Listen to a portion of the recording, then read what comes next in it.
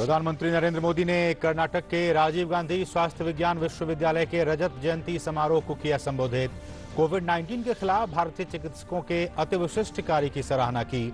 कहा, एक अदृश्य वायरस के खिलाफ हमारे अजेय योद्धा लड़ रहे हैं पूरी ताकत के साथ लड़ाई। 30 जून तक प्रतिबंधों में 3 चरणों में रियायतों के साथ आज से अनलॉक 1 की शुरुआत। राज्य के अंदर और राज्यों के भीतर वाहनों और सामान की आवाजाही को मिलेगी अनुमति। धार्मिक स्थान और शॉपिंग मॉल्स 8 जून से खुलेंगे। देश के तमाम हिस्सों में आज से शुरू हुई 200 विशेष रेलगाड़ियां। यात्रियों को 90 मिनट पहले पहुंचना होगा स्टेशन। यात्रा के दौरान मास्क लगाना है जरूरी। पाकिस्तानी उच्चायोग के 2 कर्मियों को जासूसी करते हुए रंगे हाथ पकड़ा गया। भारत सरकार ने जासूसी गतिविधियों में लिप्त होने के कारण 24 घंटे के भीतर देश छोड़ने का दिया आदेश। देश में कोरोना से सक्रिय मामलों की संख्या हुई 93,322। इलाज के बाद 91,818 लोग अभी तक हुए स्वस्थ। दुनिया भर में 61 लाख से ज्यादा लोग कोरोना से हैं संक्रमित। केरल में मानसून ने दी दस्तक। राज्य में सुबह से हो रही है बारिश। मौसम विभाग ने कहा, अरब सागर में उठ रहा है चक्रवात निसर्ग। बुधवार को महाराष्ट्र, गुजरात के तटवर्ती इलाकों में पहुंचने की संभावना।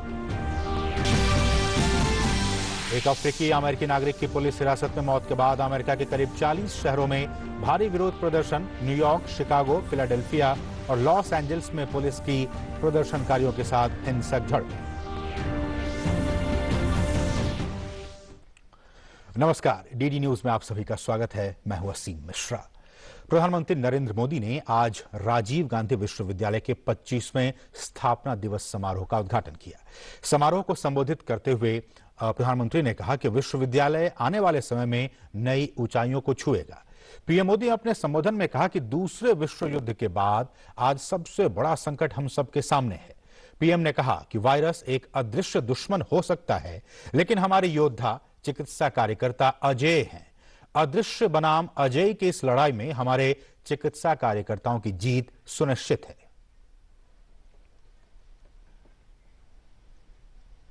Friends, at the root of India's brave fight against COVID-19 is the hard work of the medical community and our corona warriors. In fact, doctors and medical workers are like soldiers, but without the soldier's uniform.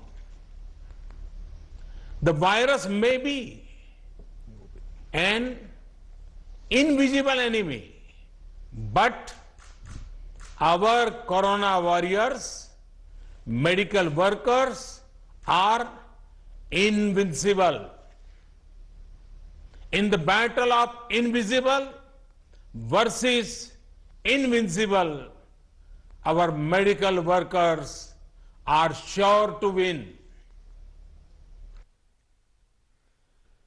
और प्रधानमंत्री ने कहा कि corona महामारी के ऐसे समय में दुनिया आशा के साथ हमारे डॉक्टर्स, नर्सेस, चिकित्सा कर्मचारियों और वैज्ञानिक समुदाय को देख रही है।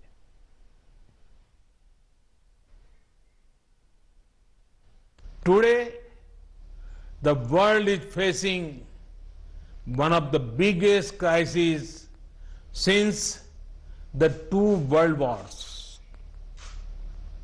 Like the world changed pre- and post-world wars, the same way the pre- and post-COVID world will be different. Friends, during such a time, the world is looking up to our doctors, nurses, medical staff, and scientific community with hope and gratitude. The world seeks both care and cure from you.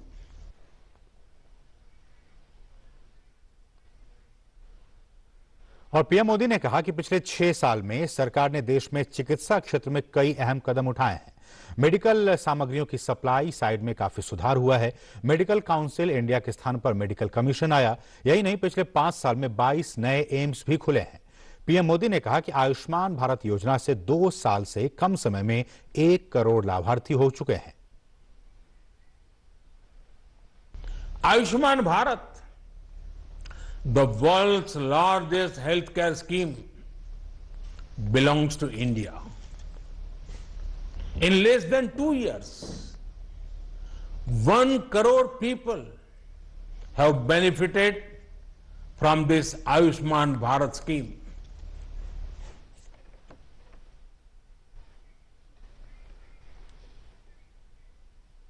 और प्रधानमंत्री नरेंद्र मोदी की अध्यक्षता में आज cabinet की अहम बैठक हुई। मोदी सरकार के दूसरे कार्यकाल के 1 साल पूरा होने के बाद यह कैबिनेट की पहली बैठक थी।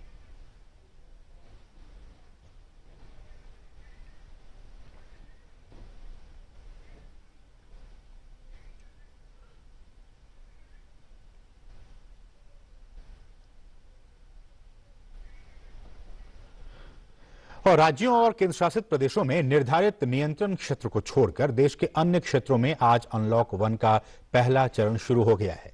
कंटेनमेंट क्षेत्रों में राष्ट्रव्यापी लॉकडाउन 30 जून तक बढ़ा दिया गया है। ग्रीन और ऑरेंज जोन में सुबह 5 बजे से रात के 9 बजे तक कुछ गतिविधियों को छोड़कर सभी गतिविधियों की अनुमति होगी। शेष गतिविधियां 8 जून से चरणबद्ध तरीके से खोली जाएंगी। केंद्र सरकार के दिशा निर्देशों के मुताबिक नागरिकों द्वारा अंतर्राज्यीय और राज्य के अंदर सामान्य नागरिक परिचालन के लिए आज से कोई अलग अनुमति या परमिट लेने की आवश्यकता नहीं होगी। 8 जून से मंदिरों और अन्य धार्मिक स्थलों के द्वारा श्रद्धालुओं के लिए खोलने की घोषणा भी कर दी गई है।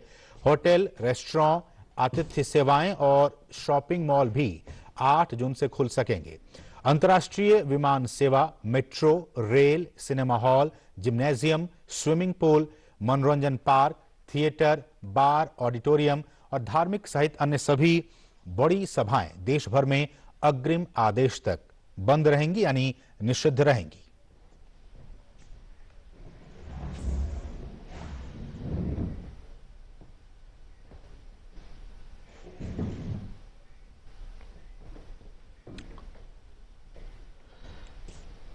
और हमारे साथ हमारे सहयोगी शैलेंद्र मिश्रा इस वक्त ताजा अपडेट के साथ जुड़ गए हैं। शैलेंद्र, आज पहला दिन है अनलॉक 1 का, आज पहला दिन है। किस तरह की चीजें आज से खोल दी गई हैं, हमारे दर्शकों के लिए समझाएं, और किस तरह की पाबंदियां अभी भी उनके ऊपर लागू रहेंगी अनलॉक 1 में? देखिए, आज से अनलॉक 1 जो बफर जोन है उसमें कुछ अतिरिक्त एक तरह से देखें एहतियात बरतते हुए बाकी जगहों पर जो प्रतिबंधित जो गतिविधियां थी वो सारी की सारी उनकी अनुमति देने की प्रक्रिया शुरू हो गई। यानी आप ये कह सकते हैं जो बाजार है, जो तमाम जो व्यावसायिक संस्थान है, जो औद्योगिक गतिविधियां हैं, वो कंटेनमेंट जोन को छोड़कर पूरी जगह पर लागू की जा सकती है। और राज्यों पर बहुत सारे फैसले अब छोड़ दिए गए हैं। हम जानते हैं कि अंतर्राज्यीय बस सेवा की अनुमति दे दी गई है। कई राज्यों ने इसको अनुमति देने की शुरुआत भी कर दी है। कुछ राज्यों ने जरूर अभी इसको लेकर रोक लगा रखी है। तो इस तरह से अब राज्यों को यह तय करना है कि वो क्या अधिकतम गतिविधियां शुरू कर सकते हैं, क्योंकि केंद्र ने दिशा निर्देशों के तहत अनलॉक 1 में तमाम उन गतिविधियों को छूट दे दी और स्पष्ट तौर पर कहा है कि कंटेनमेंट जोन छोड़ के बाकी जगहों पर जो प्रतिबंधित थी जो गतिविधियां वो सारी की सारी अब प्रतिबंधित नहीं है। हम जानते हैं कि जो उसका पहला बड़ा चरण 8 तारीख से शुरू होना है, जिसमें मंदिरों को और तमाम जो पूजा स्थलों है उनको खोलने की इजाजत दे दी गई है, जो शॉपिंग मॉल है उनको खोलने की इजाजत दे दी गई है। तो आप ये कह सकते हैं कि जो आर्थिक गतिविधियां हैं वो पूरे देश में कंटेनमेंट जोन छोड़ के शुरू हो रही है। और साथ ही साथ अंतर्राज्यीय बस सेवा भी कई राज्यों ने शुरू करने का ऐलान किया है। तो एक तरह से देखें कि जो एक रिस्ट्रिक्शन था परिवहन को लेकर या फिर औद्योगिक गतिविधियों में कुछ खासतौर पर गतिविधियों को लेकर, वो सब कुछ कंटेनमेंट जोन के छोड़कर वो शुरू करने का ऐलान किया गया। बस ये है कि इसे फेज मैनर में शुरू किया गया है। 8 जून से कुछ गतिविधियां शुरू होंगी, इसके बाद कुछ गतिविधियां शुरू होंगी और सबसे आखिरी में जो राज्य हैं वो स्कूलों से बातचीत के पेरेंट्स से बातचीत करके बच्चों के पेरेंट्स से वो तय करेंगे कि आप जुलाई से स्कूल भी खोले जाने चाहिए या नहीं, इस पर राज्य फैसला करेंगे। तो इस तरह आप ये कह सकते हैं कि देश भर में जो आर्थिक गतिविधियां हैं वो कंटेनमेंट जोन छोड़ के शुरू होने की इजाजत इस अनलॉक 1 में दे दी गई है और 8 जून से बहुत सारी अन्य गतिविधियां भी औपचारिक तौर पर शुरू होंगी जिन पर अभी तक रोक थी। जी। और देखिए शैलेंद्र, इसमें हम ये भी जान रहे हैं कि जो गृह मंत्रालय की तरफ से जो सारी बातें आई थी उसमें ये साफ तौर पे कहा गया था शैलेंद्र कि इस बारे में जो मैक्सिमम जो फैसले लेने की जो अथॉरिटी दी गई वो राज्य सरकारों को दी गई है। इसलिए हम ये भी कह सकते हैं कि जो तमाम राज्य हैं देश में, उनके अंदर भी किसी राज्य में हम किसी अलग तरह की पाबंदियों में और छूट हम देख सकते हैं, या ऐसा भी हो सकता है कि बाकी राज्यों में भी हम किसी अलग तरह की छूट और वहां पर भी पाबंदी देख सकते हैं। ये भी राज्य सरकारों के ही ऊपर छोड़ा गया है कि आप अपने इलाके में जो स्थिति है उसके अनुसार आप अपना फैसला ले सकते हैं। बिल्कुल, निश्चित तौर पर यही वजह है कि कुछ राज्य अंतरराज्यीय जो बस सेवा शुरू कर रहे हैं, कुछ राज्य अभी भी उससे बंद रखना चाहते हैं। हम जानते हैं कि जो नाई की दुकानें हैं वो कई जगह पर खोलने की परमिशन दी गई है, लेकिन स्पा और इस तरह के कुछ और जो सैलून है उन्हें बंद रखने की बात कुछ राज्यों ने कही। तो दरअसल राज्यों को अपने राज्य के हालात के हिसाब से फैसला लेना है। जो गृह मंत्रालय है उसने अनलॉक 1 की जो एक गाइडलाइन है वो जारी कर दी है, किस तरह से फेज मैनर में तमाम गतिविधियों को इजाजत देनी, यानी अब राज्यों को छूट है कि अगर वो चाहें तो कंटेनमेंट जोन छोड़ के बाकी जो जगह है वहां पर तो सारी गतिविधियां हैं उनको खोलने की इजाजत दे सकते हैं फेज मैनर में। हम जानते हैं कि 8 जून से तमाम सारी गतिविधियां शुरू हो रही है। आज से ही एक तरह से देखें जो अनलॉक 1 के तहत तमाम गतिविधियां शुरू भी हुई हैं। अब ये राज्यों को तय करने का अधिकार है कि उनके अपने हालात कैसे हैं, कोविड-19 की चुनौती से वो जिस तरह से निपट रहे हैं उसमें किन गतिविधियों को उन्हें इजाजत देनी या कुछ पर प्रतिबंध लगाना। यही वजह है कि अभी सभी राज्यों ने अंतर्राज्यीय बस सेवा की अनुमति नहीं दी है, कई राज्यों ने इसकी अनुमति भी दी है। जानते हैं कि कंटेनमेंट जोन छोड़ के जो तमाम दुकानें हैं जिन पर अभी तक प्रतिबंध था, चाहे वो नाई की दुकानें हो या फिर कुछ अन्य दुकानों की बात करें तो उनको भी कई राज्यों ने अनुमति दे दी है। तो निश्चित तौर पर अब ये राज्यों को पूरा अधिकार है कि उन्हें तय करना है कि दरअसल उन्हें किस तरह से आगे बढ़ना है जिससे जो औद्योगिक गतिविधियां हैं वो ज्यादा से ज्यादा बेहतर तरीके से चालू हो, लोगों की जो सुरक्षा है वो बरकरार रहे, बनी रहे, और जो एहतियात है कोविड-19 को लेकर वो भी पूरी तरह से उसका ध्यान रखा जाए। और निश्चित तौर पर उसको मद्देनजर रखते हुए एक ब्रॉड गाइडलाइन गृह मंत्रालय की तरफ से जारी की गई है और फेज मैनर में तमाम उन गतिविधियों को शुरू करने की इजाजत दी गई है और ये फैसला राज्यों को करना। और यही वजह है कि कई राज्य कुछ गतिविधियों की इजाजत दे रहे हैं जबकि कोई दूसरा राज्य उसी गतिविधियों को अभी इजाजत नहीं दे रहा है। तो ये राज्यों के हिसाब से फैसला लिया जा रहा है। जी अच्छा, बहुत बहुत शुक्रिया शैलेंद्र इन तमाम ताजा अपडेट्स को हम तक पहुंचाने के लिए। बढ़ेंगे आगे। उत्तर प्रदेश की योगी सरकार ने राज्य के अंदर यातायात को अनुमति तो दे दी है, लेकिन अंतिम फैसला जो डिस्ट्रिक्ट एडमिनिस्ट्रेशन है, जिला प्रशासन है, उस पर छोड़ दिया गया है। यानी अगर कोई जिला चाहेगा तो लोगों के आवागमन पर रोक भी लगा सकता है। इसी क्रम में एनसीआर यानी राष्ट्रीय राजधानी दिल्ली से सटे नोएडा और गाजियाबाद में दिल्ली से लोगों के आने जाने पर रोक रहेगी। सिर्फ पास के साथ ही लोगों को आने जाने दिया जाएगा। हालांकि लोगों और सामान के राज्य से बाहर जाने पर भी किसी तरह की रोक नहीं है।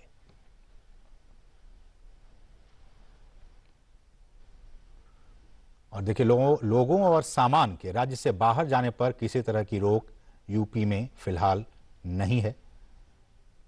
राज्य सरकार की अनुमति के बावजूद जिला प्रशासन अंतिम फैसला लेने के लिए स्वतंत्र है। लेकिन ट्रेन्स जो रेलगाड़ियां हैं उसको लेकर क्या खबर है? देश भर में आज से 200 विशेष रेलगाड़ियां चलाई जा रही हैं।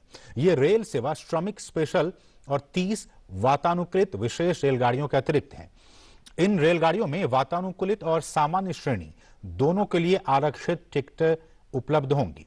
सामान्य डिब्बों में भी बैठने वाली सीटें आरक्षित होंगी। रेलगाड़ी में बिना आरक्षित टिकट के किसी भी कोच में यात्रा नहीं की जा सकेगी। रेल मंत्रालय ने कहा है कि करीब 26 लाख यात्री 1 जून से 30 जून तक के लिए पहले ही टिकट बुक करा चुके हैं। रेल यात्रा के लिए जारी किए गए दिशा निर्देशों के मुताबिक यात्रियों को यात्रा शुरू करने से 90 मिनट पहले स्टेशन पहुंचना होगा ताकि स्टेशन पर उनकी थर्मल स्क्रीनिंग की जा सके। केवल वे यात्री ही रेलगाड़ी पर चढ़ सकेंगे जो संक्रमण रहित होंगे। रेलवे स्टेशनों में उन यात्रियों को ही प्रवेश की अनुमति होगी जिनके पास कंफर्म और आरएसी टिकट होंगे। सभी यात्रियों के लिए रेलगाड़ी पर चढ़ते वक्त और यात्रा के दौरान मास्क लगाना जरूरी होगा। उन्हें सुरक्षित दूरी बनाए रखने के नियमों का भी पालन करना होगा। गंतव्य स्थल पर पहुंचने के बाद सभी यात्रियों को संबंधित राज्यों या केंद्र शासित प्रदेशों द्वारा निर्धारित स्वास्थ्य जांच प्रक्रिया से गुजरना होगा।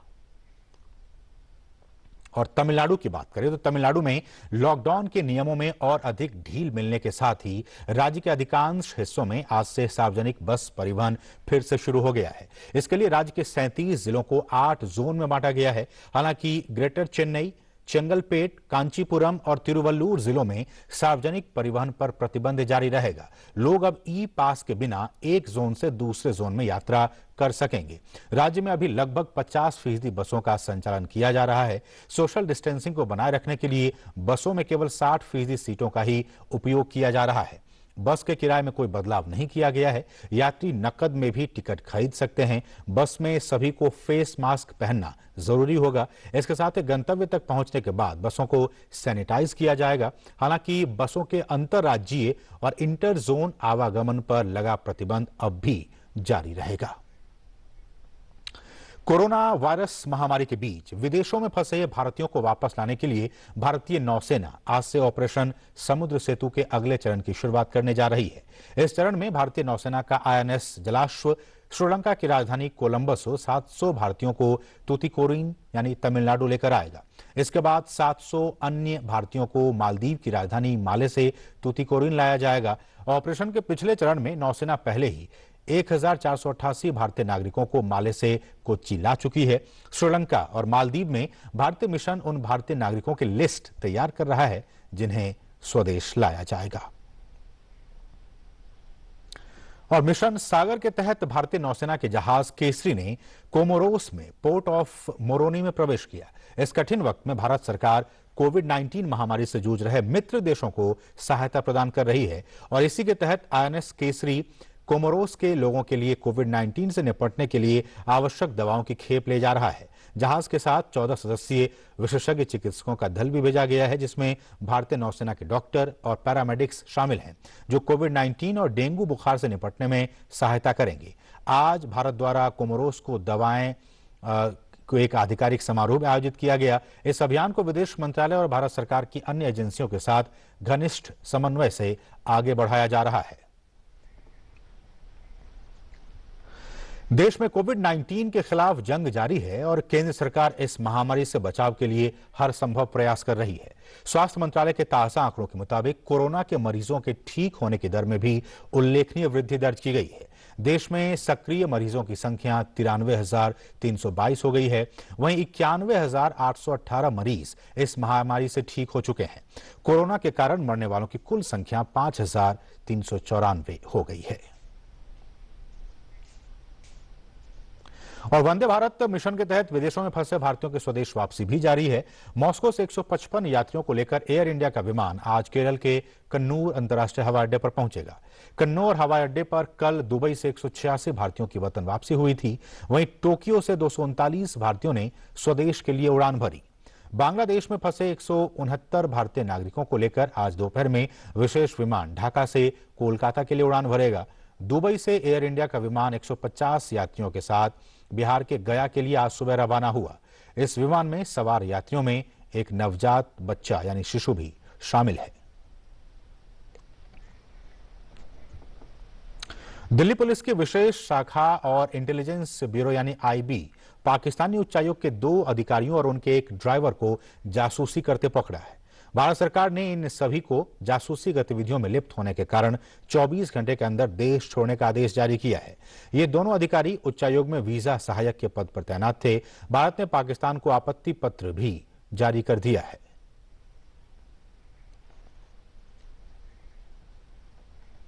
और अब बात मानसून की। दक्षिण पश्चिम मानसून ने केरल में आज दस्तक दे दी है। अरब सागर के ऊपर बने निम्न दबाव के कारण केरल में आज सुबह से ही भारी बारिश हो रही है। मौसम विभाग के अनुसार निम्न दबाव का क्षेत्र चक्रवात में बदल सकता है, जिसके 3 जून तक उत्तर महाराष्ट्र और गुजरात के तटीय हिस्सों तक पहुंचने की संभावना है। राज्य के 9 जिलों में आज येलो अलर्ट भी जारी किया गया है। इस बीच आज केरल में मानसून आने की जो उम्मीद है वो भी अब पूरी हो गई है। केरल में मौसम विभाग ने आज एक विशेष बैठक बुलाई है। मौसम विभाग की माने तो चक्रवात के प्रभाव से 120 किलोमीटर प्रति घंटे की रफ्तार से हवाएं चलेंगी, जिससे भारी नुकसान होने की भी संभावना है। दुनिया भर में कोरोना वायरस से संक्रमित लोगों की संख्या 61,52,000 से ज्यादा हो गई है, जिसमें मरने वालों की संख्या 3,71,000 के पार है। दुनिया में कोरोना से सबसे अधिक प्रभावित अमेरिका में संक्रमित लोगों की संख्या 17,88,000 के पार चली गई है। वहीं मृतकों की संख्या 1,04,000 से अधिक हो गई है। अमेरिका में न्यूयॉर्क में ही कोरोना से सबसे अधिक 29,000 से ज्यादा लोगों की मौत हुई है। ब्राजील की बात करें तो ब्राजील में जो कोरोना का कहर है वो भी लगातार ब्राजील में जारी है, जहां एक दिन में कोरोना से 890 लोगों की जान जा चुकी है। ब्राजील में पिछले 24 घंटों में रिकॉर्ड 33,724 नए मामले सामने आए हैं। अब तक किसी भी देश में एक दिन में इतनी अधिक संख्या में संक्रमित मरीज नहीं मिले थे। वहीं कोरोना से संक्रमित लोगों की संख्या 5,14,000 के पार चली गई है और कोरोना से अब तक 29,000 से ज्यादा लोगों की जान भी जा चुकी है। बांग्लादेश की प्रधानमंत्री शेख हसीना ने कहा है कि अभी देश में शैक्षणिक संस्थान तुरंत नहीं खुलेंगे, क्योंकि सरकार चरणबद्ध तरीके से आगे बढ़ना चाहती है ताकि छात्र कोरोना वायरस से संक्रमित ना हो। एसएससी और समकक्ष परीक्षा के नतीजे जारी करते हुए अपने निवास पर प्रधानमंत्री शेख हसीना ने कहा कि छात्र देश के भविष्य हैं और वो उन्हें खतरे में नहीं डालना चाहती हैं।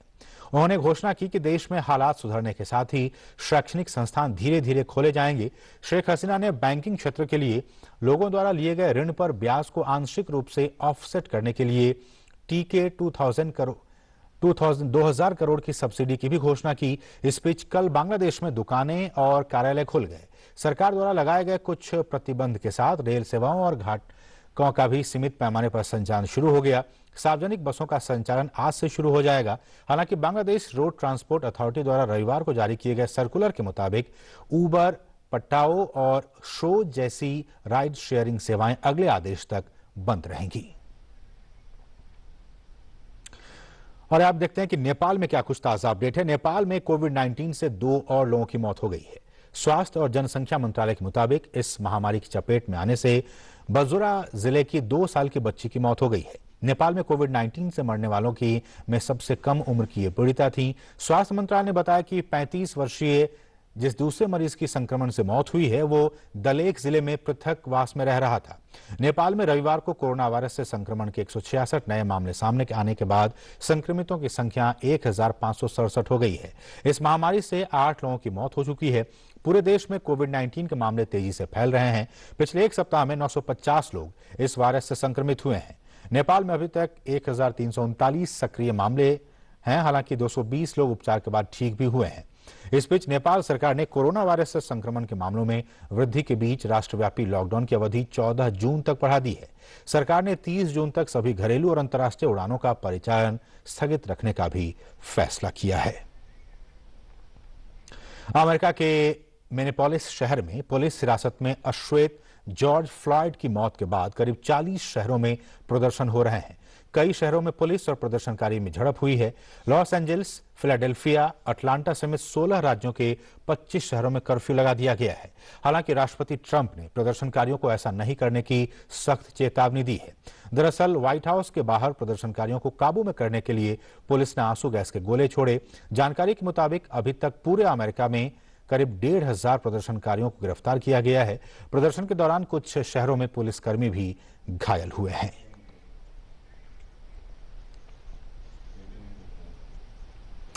अमेरिकी अंतरिक्ष एजेंसी नासा का क्रू डेमो 2 मिशन कामयाब रहा है। निजी कंपनी स्पेस एक्स के अंतरिक्ष यान से 2 अंतरिक्ष यात्री इंटरनेशनल स्पेस स्टेशन यानी ISS पहुंच गए हैं। भारतीय समय के मुताबिक शनिवार रात करीब 1 बजे रॉकेट ने कैनेडियन स्पेस सेंटर से उड़ान भरी थी और ये 19 घंटे में अपने लक्ष्य तक पहुंचा। इस मिशन को क्रू डेमो 2 और रॉकेट को क्री ड्रैगन नाम दिया गया है। 21 जुलाई 2011 के बाद पहली बार अमेरिकी धरती से कोई मानव मिशन अंतरिक्ष में भेजा गया है।